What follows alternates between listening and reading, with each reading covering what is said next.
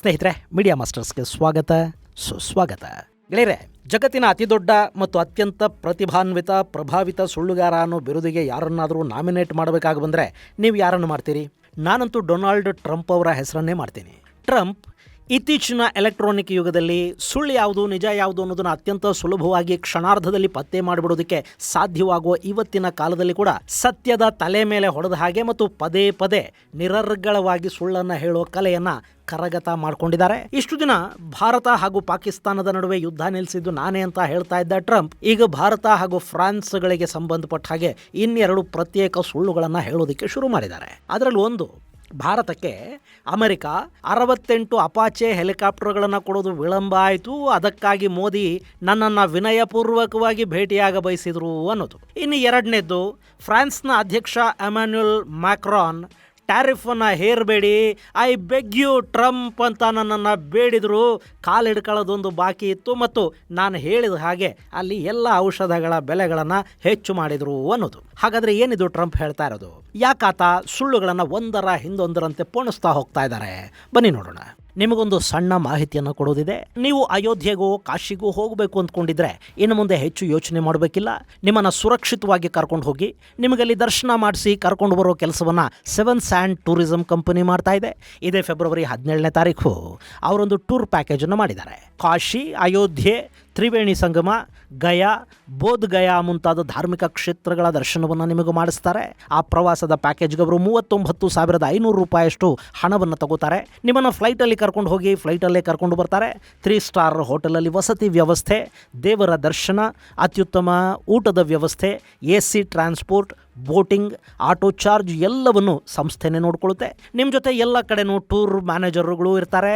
ಹಿರಿಯ ನಾಗರಿಕರ ಬಗ್ಗೆ ವಿಶೇಷ ಕಾಳಜಿಯನ್ನು ವಹಿಸಲಾಗುತ್ತೆ. ನೆನಪಿಡಿ, ಇದೇ ಫೆಬ್ರವರಿ 17ನೇ ತಾರೀಕು ಕಾಶಿ ಅಯೋಧ್ಯ ಯಾತ್ರೆ.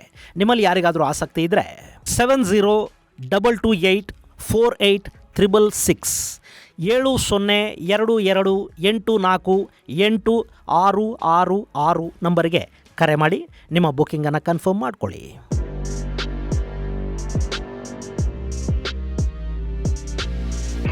ಗೆಳೆಯರೆ, ಸುಳ್ಳುಗಳನ್ನು ಹೇಳೋದು ಒಂದು ಮಾನಸಿಕ ಸಮಸ್ಯೆ. ಅದರಲ್ಲಿ ತರಾವರಿ ಸುಳ್ಳುಗಳು ಮತ್ತು ಸಮಸ್ಯೆಗಳು ಇರುತ್ತವೆ. ಆ ಪೈಕಿ ಒಂದು ಪ್ಯಾಥೊಲಾಜಿಕಲ್ ಲೈಯಿಂಗ್ ಅಥವಾ ಸೂಡೋಲಾಜಿಯಾ ಫ್ಯಾಂಟಾಸ್ಟಿಕಾ. ಇದನ್ನು ನಾರ್ಸಿಸಿಸ್ಟಿಕ್ ಪರ್ಸನಾಲಿಟಿ ಡಿಸಾರ್ಡರ್ನ ಭಾಗ ಅಂತ ಕರೀತಾರೆ. ಈ ಸಮಸ್ಯೆ ಇದ್ದ ವ್ಯಕ್ತಿ ತನ್ನನ್ನು ಕೇಂದ್ರವನ್ನಾಗಿಸಿಕೊಂಡು ತನ್ನ ಸುತ್ತ ಸುಳ್ಳುಗಳನ್ನು ಪೋಣಿಸ್ತಾ ಹೋಗ್ತಾನೆ. ಅಮೆರಿಕದ ಅಧ್ಯಕ್ಷ ಡೊನಾಲ್ಡ್ ಟ್ರಂಪ್ ಅವರಿಗೆ ಇದೆಯಾ ಗೊತ್ತಿಲ್ಲ, ಆದರೆ ಸಾಕಷ್ಟು ರಾಜಕಾರಣಿಗಳಿಗೆ ಆತ್ಮ ಪ್ರಶಂಸೆಯನ್ನು ಮಾಡ್ಕೊಳ್ತಾ ಈ ಕಾಯಿಲೆ ಅಥವಾ ಡಿಸಾರ್ಡರ್ ತಾನಾಗಿ ಬಂದುಬಿಡುತ್ತೆ. ಇಲ್ಲಿ ಟ್ರಂಪ್ ಪದೇ ಪದೇ ಹೇಳೋ ಸಾಕಷ್ಟು ಮಾತುಗಳು ಸತ್ಯದಿಂದ ತುಂಬ ದೂರ ಇರುತ್ತವೆ. ಆತ ತನಗೆ ತಾನೇ ಹೀರೋಯಿಸಮ್ ಅನ್ನು ಆಪಾದಿಸಿಕೊಂಡು ಸುಳ್ಳು ಹೇಳ್ತಾ ಹೋಗ್ತಾ ಇರ್ತಾರೆ. ಈಗ ಟ್ರಂಪ್ ಮತ್ತೊಂದು ಸುಳ್ಳನ್ನ ಹೇಳಿದ್ದಾರೆ. ಭಾರತದ ಪ್ರಧಾನಿ ನರೇಂದ್ರ ಮೋದಿ ಮತ್ತು ನನ್ನ ನಡುವೆ ತುಂಬಾ ಉತ್ತಮ ಬಾಂಧವ್ಯ ಇದೆ. ಅವರಿಗೆ ನನ್ನ ಮೇಲೆ ಸಿಟ್ಟು ಬಂದಿದೆ. ಅವರು ನನ್ನ ವಿಷಯದಲ್ಲಿ ಖುಷಿಯಾಗಿಲ್ಲ, ಯಾಕೆಂದ್ರೆ ನಾವು ಹೆಚ್ಚು ಟ್ಯಾರಿಫ್ ಅನ್ನ ಹೇರ್ತಾ ಇದ್ದೀವಿ ಅಂತ ಟ್ರಂಪ್ ಹೇಳಿದ್ದಾರೆ. ಇದು ನಿಜ. ಭಾರತ ಅಮೆರಿಕದ ವಿಷಯದಲ್ಲಿ ಖುಷಿಯಾಗಿಲ್ಲ. ಟ್ಯಾರಿಫ್ನಿಂದ ಭಾರತದ ಅಮೆರಿಕ ರಫ್ತುಗಳ ಮೇಲೆ ಒಂದಷ್ಟು ದುಷ್ಪರಿಣಾಮಗಳು ಆಗ್ತಾ ಇವೆ. ಆದ್ರೆ ಭಾರತಕ್ಕೆ ಒಟ್ಟಾರೆ ವ್ಯಾಪಾರದಲ್ಲಿ ನಷ್ಟ ಏನಾಗ್ತಾ ಇಲ್ಲ. ಭಾರತ ತನ್ನ ರಫ್ತುಗಳನ್ನ ಟ್ಯಾರಿಫ್ನ ನಂತರ ಕೂಡ ಹೆಚ್ಚು ಮಾಡಿಕೊಂಡಿದೆ. ಕಳೆದ ವರ್ಷದ ಏಪ್ರಿಲ್ನಿಂದ ನವೆಂಬರ್ ನಡುವಿನ ಭಾರತದ ವ್ಯಾಪಾರ ರಫ್ತುಗಳನ್ನು ಗಮನಿಸಿದರೆ ಅದು ಹಿಂದಿನ ವರ್ಷಕ್ಕಿಂತ ಸುಮಾರು 5.43% ಹೆಚ್ಚಳವನ್ನು ದಾಖಲಿಸಿದೆ. ಹಾಗೆ ನ್ಯೂಜಿಲೆಂಡ್, UK, ಒಮನ್ ಮುಂತಾದ ದೇಶಗಳ ಜೊತೆ ಭಾರತಕ್ಕೆ ಹೊಸ ವ್ಯಾಪಾರ ಒಪ್ಪಂದಗಳು ಕೂಡ ಆಗಿವೆ. ಇಸ್ರೇಲ್ ಈಗ ಭಾರತದ ಜೊತೆ FTA ಮಾಡ್ಕೊಳ್ಳೋದಕ್ಕೆ ಮಾತುಕತೆಗಳನ್ನು ಮಾಡ್ತಾ ಇದೆ. ಅದು ಭಾರತಕ್ಕೆ ಅಂತಾರಾಷ್ಟ್ರೀಯ ವ್ಯಾಪಾರ ವಹಿವಾಟುಗಳಿಗೆ ಸಂಬಂಧಪಟ್ಟ ಹಾಗೆ ಮತ್ತೊಂದು ಅವಕಾಶದ ಬಾಗಿಲನ್ನು ತೆರೆಯುತ್ತೆ. ಅದು ಹೇಗೆ ಅಂತ ನಿಮಗೆ ಮತ್ತೊಂದು ವಿಡಿಯೋದಲ್ಲಿ ಹೇಳ್ತೀನಿ. ಇಲ್ಲಿ ಟ್ರಂಪ್ ಭಾರತ ನಮ್ಮ ಮೇಲೆ ಬೇಜಾರು ಮಾಡಿಕೊಂಡಿದೆ ಅಂತ ಹೇಳ್ತಾರೆ. ಹಾಗೆ ಸತ್ಯ ಹೇಳಿದ ಬೆನ್ನಲ್ಲೇ ಆತ NPD ಅಂದ್ರೆ ನಾರ್ಸಿಸಿಸ್ಟಿಕ್ ಪರ್ಸನಾಲಿಟಿ ಡಿಸಾರ್ಡರ್ ಸಿಂಡ್ರೋಮ್ಗೆ ತಕ್ಷಣ ಒಳಗಾಗ್ತಾರೆ. ಆ ಕೂಡಲೇ ತಮ್ಮ ಆತ್ಮ ಪ್ರಶಂಸೆಯನ್ನ ಶುರು ಮಾಡಿಕೊಂಡು ಬಿಡ್ತಾರೆ. ಅದರ ಮುಂದುವರೆದ ಭಾಗ ಅಂದ್ರೆ ಭಾರತ ಅಮೆರಿಕಾದಿಂದ 68 ಅಪಾಚೆ ಹೆಲಿಕಾಪ್ಟರ್ಗಳನ್ನು ಖರೀದಿ ಮಾಡಿತ್ತು. ಆದ್ರೆ ಅವುಗಳ ಡೆಲಿವರಿ ವಿಳಂಬ ಆಗ್ತಾ ಹೋಯ್ತು. ಅವರಿಗೆ ಸರಿಯಾದ ಸಮಯಕ್ಕೆ ಹೆಲಿಕಾಪ್ಟರ್ಗಳು ಸಿಗಲಿಲ್ಲ. ಹೀಗಾಗಿ ನನಗೆ ಫೋನ್ ಮಾಡಿದ ಮೋದಿ, ಸಾರ್ ನಾನು ನಿಮ್ಮನ್ನು ಬಂದು ಕಾಣಬಹುದೇ ಅಂತ ವಿನಯವಾಗಿ ಕೇಳಿದರು. ನಾನು ಎಸ್ ಅಂತ ಹೇಳಿದೆ ಅಂತ ಕೂಡ ಟ್ರಂಪ್ ಇಲ್ಲಿ ಉದ್ಧರಿಸಿದ್ದಾರೆ. ಇಲ್ಲಿ ಜಗತ್ತಿನ ನಾನಾ ದೇಶಗಳ ನಾಯಕರು ನನ್ನನ್ನು ಸರ್ ಅಂತ ಗೌರವ ಪೂರ್ವಕವಾಗಿ ಕರೀತಾರೆ ಅಂತ ಆತ ಹೇಳ್ಕೋಬೇಕು. ಹಾಗೆ ಭಾರತದ ಪ್ರಧಾನಿಗೆ ನಾನು ತುಂಬಾ ಅಗತ್ಯ ಅಂತಲೂ ಹೇಳಬೇಕು. ಹೀಗೆ ಹೇಳಿಕೊಳ್ಳೋ ಭರದಲ್ಲಿ ಒಂದು ಸುಳ್ಳಿನ ಸೃಷ್ಟಿ ಅಲ್ಲಿ ಆಗೋಗುತ್ತೆ.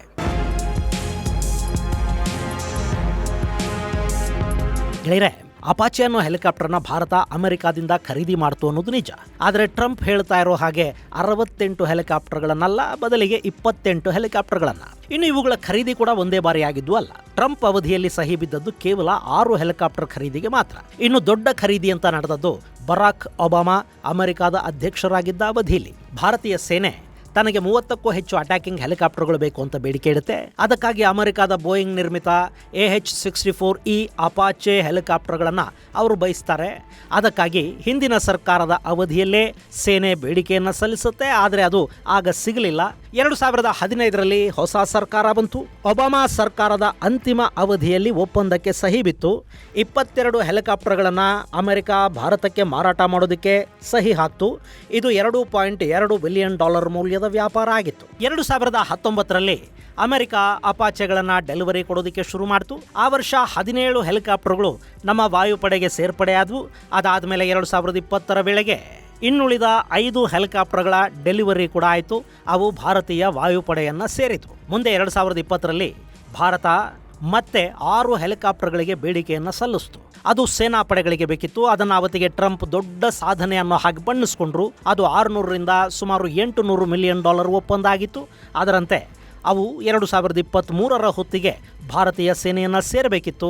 ಆದರೆ ಸಪ್ಲೈ ಚೈನ್ನ ಸಮಸ್ಯೆಗಳು, ಚೈನಾ ವೈರಾಣುವಿನಿಂದ ಉಂಟಾದ ಸಮಸ್ಯೆಗಳು, ರಷ್ಯಾ ಯುಕ್ರೇನ್ ಯುದ್ಧದ ಕಾರಣದಿಂದ ಉಂಟಾದ ಸಮಸ್ಯೆಗಳು, ಹೀಗೆ ನಾನಾ ಕಾರಣಗಳಿಂದ ಬೋಯಿಂಗ್ ಈ ಹೆಲಿಕಾಪ್ಟರ್ಗಳನ್ನು ಕೊಡೋದನ್ನು ವಿಳಂಬ ಮಾಡ್ತಾ ಹೋಯಿತು. ಇನ್ನು 2024ರಲ್ಲಿ ಬೋಯಿಂಗ್ ತನ್ನ ತಯಾರಿಗೆ ಒಂದಷ್ಟು ವೇಗವನ್ನು ಕೊಡ್ತಾದರೂ ಭಾರತಕ್ಕಿಂತ ಮೊದಲು ಡೆಲಿವರಿ ಕೊಡಬೇಕಿದ್ದವರ ಪಟ್ಟಿ ದೊಡ್ಡದಿತ್ತು. ಹೀಗಾಗಿ ಭಾರತ ಮತ್ತಷ್ಟು ಕಾಲ ಕಾಯಬೇಕಾಗಿ ಬಂತು. ಕಡೆಗೆ 3 ಹೆಲಿಕಾಪ್ಟರ್ಗಳು 2025ರ ಜುಲೈಯಲ್ಲಿ ಭಾರತಕ್ಕೆ ಬಂದವು. ಇನ್ನು 3 ಡಿಸೆಂಬರ್ 2025ರಲ್ಲಿ ಬಂದವು. ಸೊ ಇಲ್ಲಿ ಮೊದಲನೇದಾಗಿ ಭಾರತ ಅಮೆರಿಕಾದಿಂದ 68 ಹೆಲಿಕಾಪ್ಟರ್ಗಳನ್ನು ಖರೀದಿ ಮಾಡೋದಕ್ಕೆ ಆರ್ಡರ್ ಪ್ಲೇಸ್ ಮಾಡಿರಲೇ ಇಲ್ಲ. ಇನ್ನು ಅಮೆರಿಕಾದಲ್ಲಿ ಟ್ರಂಪ್ ಅವರ ಮೊದಲ ಅವಧಿಯಲ್ಲಿ ಭಾರತ ಬೇಡಿಕೆ ಸಲ್ಲಿಸಿದ್ದು ಕೇವಲ 6 ಹೆಲಿಕಾಪ್ಟರ್ಗಳಿಗೆ ಮಾತ್ರ. ಅವುಗಳನ್ನು ಕಳೆದ ವರ್ಷ ಅಂದರೆ 2025ರಲ್ಲಿ ಮೊದಲು 3, ಆನಂತರ 3 ಅನ್ನೋ ಹಾಗೆ ಅಮೆರಿಕ ಭಾರತಕ್ಕೆ ಕೊಟ್ಟಿದೆ. ಇನ್ನು ಭಾರತ 2015ರಲ್ಲಿ ಅಮೆರಿಕಾದಿಂದ ಚಿನೂಕ್ ಹೆಲಿಕಾಪ್ಟರ್ಗಳನ್ನು ಕೂಡ ಖರೀದಿ ಮಾಡ್ತು. 15 ಚಿನೂಕ್ಗಳು 2020ರ ವೇಳೆಗೆ ಭಾರತಕ್ಕೆ ಬಂದವು. ಹೀಗಾಗಿ ಇನ್ನು ಯಾವ ಚಿನೂಕ್ ಅಪಾಚೆ ಹೆಲಿಕಾಪ್ಟರ್ಗಳು ಕೂಡ ಅಮೆರಿಕಾದಿಂದ ನಮಗೆ ಬರಬೇಕಿಲ್ಲ. ಹೀಗಿರುವಾಗ ಭಾರತ ಹೆಲಿಕಾಪ್ಟರ್ ವಿಳಂಬ ಆಗ್ತಾ ಇದೆ, ದಯವಿಟ್ಟು ಅದನ್ನು ಬೇಗ ಕೊಡಿಸಿ ಅಂತ ಟ್ರಂಪ್ಗೆ ಕೇಳಿಕೊಳ್ಳೋದು ಎಲ್ಲಿಂದ ಬಂತು? ಅದು ವಿನಯಪೂರ್ವಕವಾಗಿ. ಗೆಳೆಯರೆ, ಇಲ್ಲಿ ಅಮೆರಿಕಾದ ಅಪಾಚೆ ಅನುಭವ ಭಾರತಕ್ಕೊಂದು ದೊಡ್ಡ ಪಾಠವನ್ನು ಕೂಡ ಕಲಿಸ್ತು. ಅಮೆರಿಕಾದ ಹೆಲಿಕಾಪ್ಟರ್ಗಳು ಬರೋದು ವಿಳಂಬ ಆಗ್ತಿದ್ದಂತೆ ಭಾರತ ತನ್ನ 2006ರ ಪ್ರಚಂಡ ಹೆಲಿಕಾಪ್ಟರ್ ಯೋಜನೆಗೆ ವೇಗವನ್ನು ಕೊಡ್ತಾ ಹೋಯಿತು. ಈ ಪ್ರಚಂಡ ಪ್ರೋಟೋಟೈಪ್ ಟೆಸ್ಟ್ 2010ರಲ್ಲೇ ಮುಗಿದಿದ್ರೂ ಕೂಡ ಅದರ ಪ್ರೊಡಕ್ಷನ್ ಶುರುವಾಗಿರಲಿಲ್ಲ. ಆದರೆ ಯಾವಾಗ ನಮಗೆ ಅಪಾಚೆಗಳು ಬರೋದು ವಿಳಂಬ ಆಗ್ತಾ ಹೋಯಿತೋ ಆಗ ಪ್ರಚಂಡ ಪ್ರೊಡಕ್ಷನನ್ನು ಭಾರತ ಶುರು ಮಾಡ್ತು. ಎಷ್ಟು ವೇಗವಾಗಿ ಆ ಕೆಲಸ ನಡೀತು ಅಂದರೆ 2022ರಲ್ಲಿ ಭಾರತೀಯ ಸೇನೆಗೆ ಅವುಗಳ ಸೇರ್ಪಡೆ ಕೂಡ ಆಗ್ತಾ ಹೋಯಿತು. ಈಗ 2030ರ ಹೊತ್ತಿಗೆ ಸೇನೆಯಲ್ಲಿ Mi-35 ಹೆಲಿಕಾಪ್ಟರ್ಗಳನ್ನು ಈ ಪ್ರಚಂಡಗಳು ನಿವೃತ್ತಗೊಳಿಸ್ತಾ ಇವೆ. ಈ ವರ್ಷ ಅಥವಾ ಮುಂದಿನ ವರ್ಷದ ಹೊತ್ತಿಗೆ 150ಕ್ಕೂ ಹೆಚ್ಚು ಪ್ರಚಂಡಗಳು ಭಾರತೀಯ ವಾಯುಪಡೆಯನ್ನು, ಭಾರತೀಯ ಸೇನೆಯನ್ನು ಸೇರ್ಪಡೆ ಆಗುತ್ತವೆ.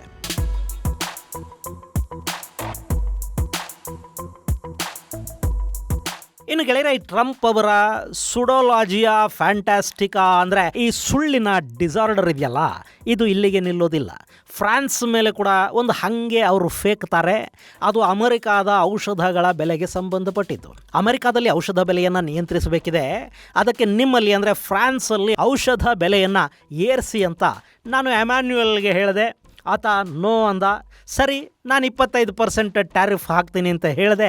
ತಕ್ಷಣ Emmanuel, no Donald, no no, I beg you, ಹೀಗೆಲ್ಲ ಮಾಡೋದಕ್ಕೆ ಹೋಗಬೇಡಿ ಅಂತ ನನಗೆ ಗೋಗರಿಯೋದಕ್ಕೆ ಶುರು ಮಾಡ್ದ. ಅಷ್ಟೇ, ನಾವು ಹೇಳಿದ ಹಾಗೆ ಆತ ಕೇಳೋದಕ್ಕೆ ಶುರು ಮಾಡ್ದ ಅನ್ನೋದು ಟ್ರಂಪ್ ಹೇಳ್ಕೊಂಡ ಇನ್ನೊಂದು ಸುಳ್ಳು. ಇಲ್ಲಿ ಅಮೆರಿಕಾದಲ್ಲಿ ಔಷಧ ಬೆಲೆ ಕಡಿಮೆ ಆಗಬೇಕು ಅಂದರೆ ಫ್ರಾನ್ಸಲ್ಲಿ ಯಾಕೆ ಬೆಲೆ ಏರಿಕೆ ಆಗಬೇಕು ಅಂತ ನಿಮ್ಗೆ ಅನ್ನಿಸ್ತಾ ಇದೆ ಅಲ್ವಾ? ಅಮೆರಿಕಾದಲ್ಲಿ ಜಗತ್ತಿನ ಬೇರೆಲ್ಲ ದೇಶಗಳಿಗಿಂತಲೂ ಔಷಧಗಳ ಬೆಲೆ ಹೆಚ್ಚು.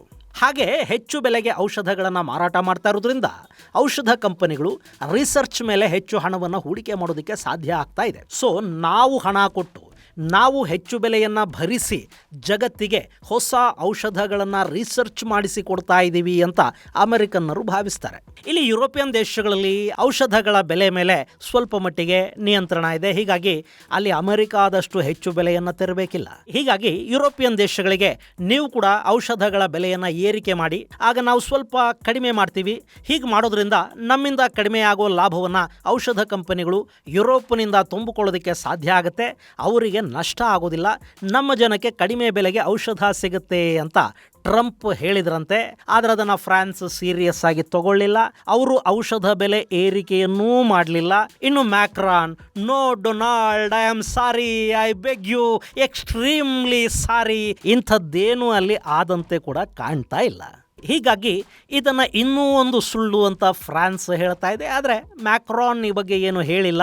ಎದರಲ್ಲಿರೋನು ಪಾಪ ಮಾನಸಿಕ ಸಮಸ್ಯೆಯಿಂದ ಬಳಲ್ತಾ ಇದ್ದಾನೆ ಅನ್ನೋದು ಗೊತ್ತಾದ ಮೇಲೂ ಆತನ ಮಾತುಗಳಿಗೆ ಯಾಕೆ ರಿಯಾಕ್ಟ್ ಮಾಡಬೇಕು? ಸೊ ಭಾರತ, ಫ್ರಾನ್ಸ್ ಎರಡೂ ಕೂಡ ಟ್ರಂಪ್ ಮಾತುಗಳ ಬಗ್ಗೆ ಏನು ಹೇಳೋದಕ್ಕೆ ಹೋಗ್ತಾ ಇಲ್ಲ. ಟ್ರಂಪ್ ಮಾತುಗಳನ್ನು ಕೇಳಿ ಮೋದಿ, ಮ್ಯಾಕ್ರಾನ್ ಇಬ್ಬರು ನಕ್ಕು ಸುಮ್ಮನಾಗ್ತಾ ಇದ್ದಾರೆ ಅಷ್ಟೇ. ಇನ್ನು ಗೆಳೆಯರೆ, ಇಲ್ಲಿ ಟ್ಯಾರಿಫ್ ಸಮರ್ಥನೆಗೆ ಪದೇ ಪದೇ ಟ್ರಂಪ್ ಮಾತಾಡೋದು, ಟ್ಯಾರಿಫ್ನಿಂದಾಗಿ ಅಮೆರಿಕಾದ ಜನರ ಮೇಲೆ ಭಾರ ಬೀಳ್ತಾ ಇದೆ ಅನ್ನೋದು ಗೊತ್ತಿದ್ದೂ ಕೂಡ ಅದನ್ನು ಸಮರ್ಥಿಸಿಕೊಳ್ಳೋದಕ್ಕೆ ಒಂದಷ್ಟು ಸುಳ್ಳುಗಳನ್ನು ಹೇಳೋದು. ಅಮೆರಿಕಾದಲ್ಲಿ ಔಷಧಗಳ ಬೆಲೆ ಜಾಸ್ತಿ ಇದೆ, ಅದರಿಂದ ಜನ ಬೇಸರಗೊಂಡಿದ್ದಾರೆ, ಅವರನ್ನು ಸಮಾಧಾನಪಡಿಸೋದಕ್ಕೆ ನಾನು ಮ್ಯಾಕ್ರಾನ್ಗೆ 25% ಟ್ಯಾರಿಫ್ ಬೆದರಿಕೆ ಒಡ್ಡಿದೆ ಅಂತ ಹೇಳೋದು, ಇದೆಲ್ಲ ಕೂಡ ನಾರ್ಸಿಸಿಸ್ಟಿಕ್ ಪರ್ಸನಾಲಿಟಿ ಡಿಸಾರ್ಡರ್ನ ಭಾಗ. ಹಾಗಾದರೆ ಈ ಸಮಸ್ಯೆಯಿಂದ ಪಾಪ ಟ್ರಂಪ್ ನರಳುತ್ತಾ ಇದ್ದಾರಾ? ಅದು ನನಗೆ ಗೊತ್ತಿಲ್ಲ. ಅದನ್ನು ಹೇಳೋದಕ್ಕೆ ನಾನು ಡಾಕ್ಟರ್ ಕೂಡ ಅಲ್ಲ. ಇದು ಗೆಳೆಯರ ವಿಷಯ.